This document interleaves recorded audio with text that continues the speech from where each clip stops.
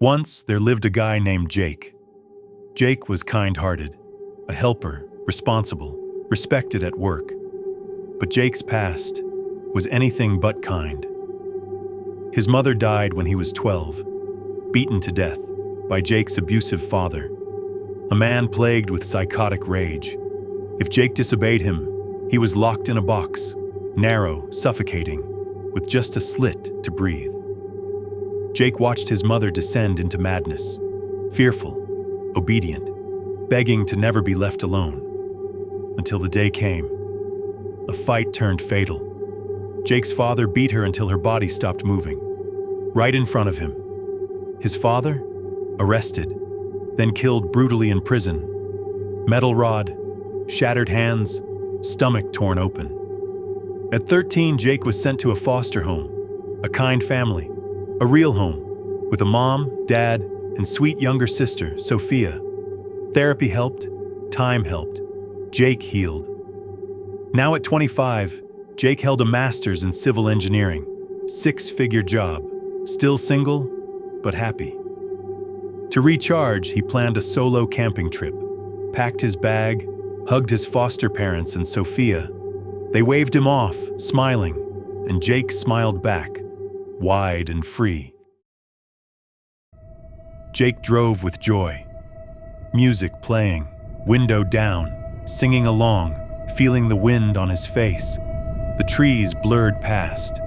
It felt like peace. He turned up the volume, tapping the steering wheel to the beat.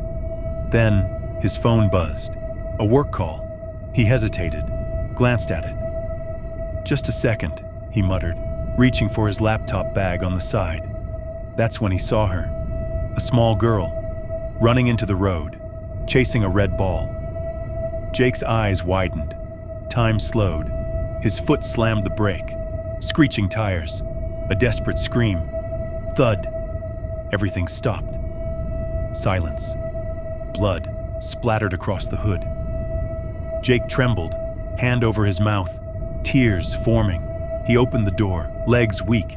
He staggered forward, hoping, praying it was just an animal.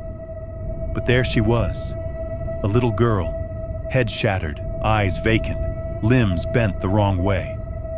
Jake collapsed to his knees, cried, screamed. He looked up and down the road. No one, no witnesses, just empty silence. Fear consumed him. Fear of becoming his father. He dragged her small body behind a tree, murmured, "I'm sorry, I'm so sorry," and drove away. Jake checked into a roadside hotel. The weight of what he'd done clung to his skin. He sat on the edge of the bed, staring blankly at the floor. His mind replayed the accident again and again and again. He couldn't eat. He couldn't breathe. Sleep? Impossible. That night, a knock. He jolted upright, eyes wide, hands shaking. Who is it? Room service. He hadn't ordered anything. Still, he opened the door a crack. A man stood there with coffee. Jake took it slowly, muttering thanks. As the man turned to leave, he paused and smiled. A wide grin, eyes bleeding red tears. "I know what you did." Jake's breath caught in his throat. What do you know?" But the man blinked, confused. "Sir, I didn't say anything. Are you okay?" Jake nodded slowly. "Just tired, that's all." The door shut. He stumbled into the bathroom, turned on the shower, steam rose. He stepped in. For a moment, peace, warmth, running water. Then, the water darkened. Blood, soaking his skin, filling the tub. Jake gasped, eyes wide, mouth open. He clawed at his arms, his face, nothing came off. He screamed, ripped the curtain aside. The bathroom was empty, no blood, no mess. He collapsed, breathing hard, looked into the mirror. The girl was there, her shattered face, empty eyes, mouth hanging open. She held the red ball. "Why did you do this to me?" Jake stumbled back, fell onto the cold tiles. She laughed, not a child's laugh, a twisted, layered sound. He ran from the room barefoot. Didn't pack. Didn't look back. He drove through the night, eyes hollow, fingers clenched on the wheel. By morning, he was home. His foster mom opened the door. "Jake? What? What happened? You look pale." He said nothing, went straight to his room. And for days, Jake barely spoke. He avoided mirrors, avoided light, sat in the dark, twitching. He muttered things under his breath, words no one could understand. Dark circles formed under his eyes. He looked haunted, like something unseen followed him. Sophia noticed. His mother noticed. They exchanged nervous glances. That night, his mom entered quietly. Jake sat on the edge of the bed, whispering, "She's here, every night, watching." His hands trembled, fingernails bitten, shoulders stiff. One night, he sat in bed. Lights off, door locked, blankets pulled up. He stared at the ceiling.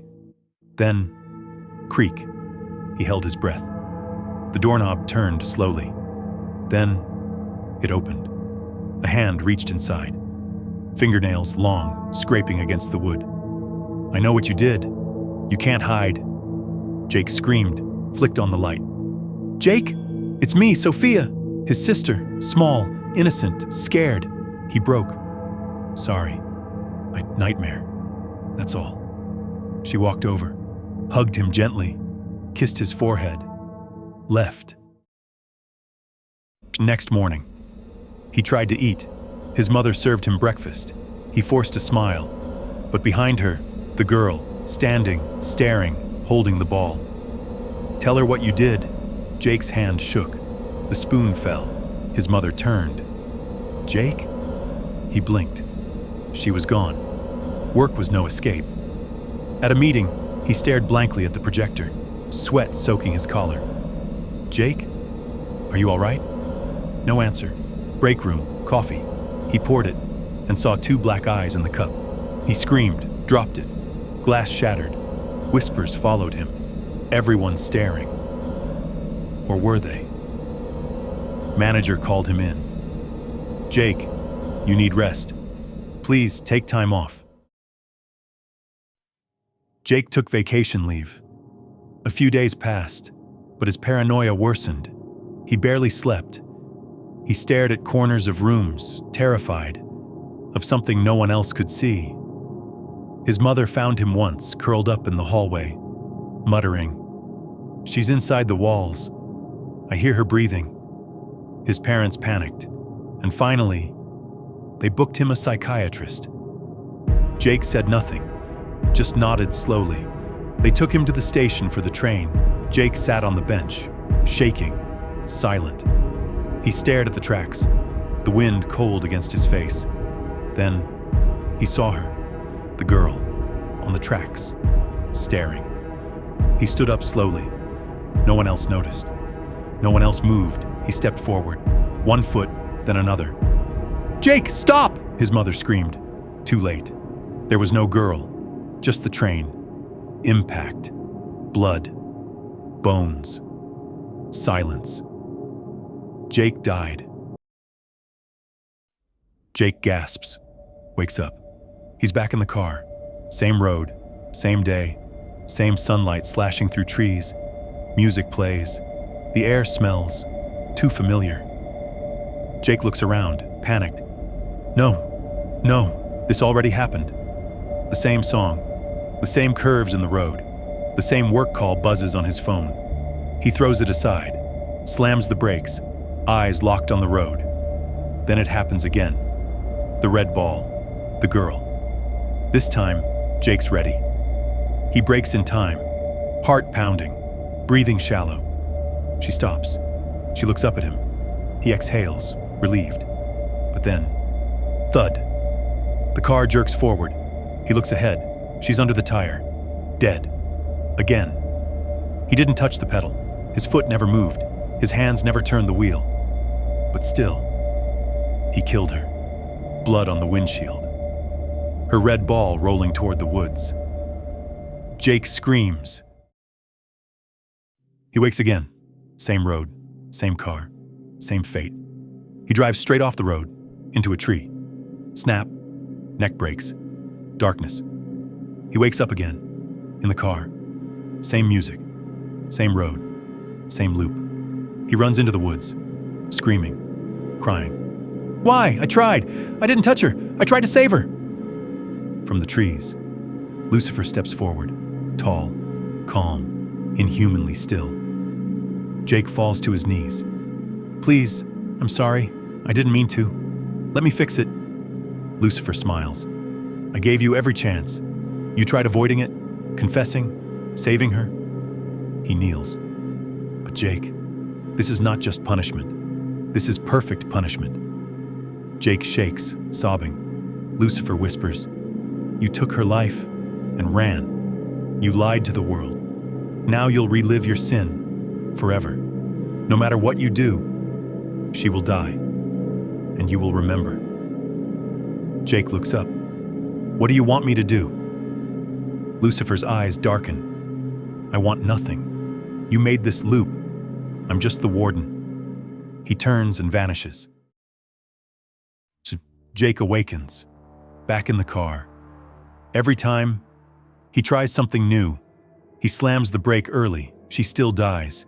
He swerves. Tree, then girl. He speeds past. She appears under the wheels. Sometimes she's already dead before he even sees her. Sometimes he hears her voice whispering from the engine. Sometimes he doesn't even see her until the blood hits the glass. No matter what he does, the girl dies. Jake remembers, and the loop begins again. He cries until his throat is raw, begs, screams. No one hears him. Only the wind, only the blood, only her voice. You never stopped. You never saved me. You never told them. Jake's soul is stitched into the moment of his sin. He is not dead, not alive, not in purgatory, not in hell. He is the loop, a ghost caught in the machine of his guilt. No end, no redemption, no absolution, just headlights, a red ball, and a small girl who always dies, forever. Final whisper, soft, chilling. Tell them what you did.